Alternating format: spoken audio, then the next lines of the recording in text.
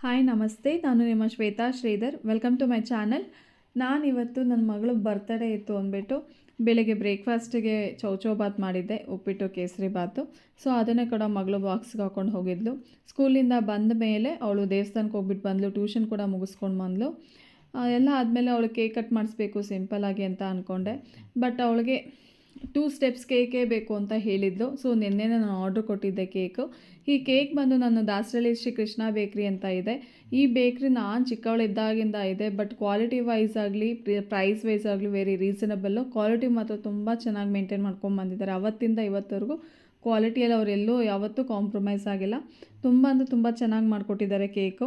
Actually ಸಿಂಪಲ್ಲಾಗಿ birthday ಮಾಡ್ತಾಯಿದ್ದೀನಿ. But still ಅವಳು ಏನಂದರೆ 2 ಸ್ಟೆಪ್ಸ್ ಕೇಕೇ ಬೇಕು ಅಮ್ಮ ಅಂತ ಹೇಳಿದ್ಲು. ಸೊ ಅವಳು ಇಷ್ಟದ ಪ್ರಕಾರ 2 ಸ್ಟೆಪ್ಸ್ ಕೇಕೆ ಆರ್ಡ್ರ್ ಮಾಡಿ ಅದನ್ನೇ ತೊಗೊಂಡು ಬಂದು ಕೇಕ್ ಕಟ್ ಮಾಡಿಸಿದ್ದೀನಿ.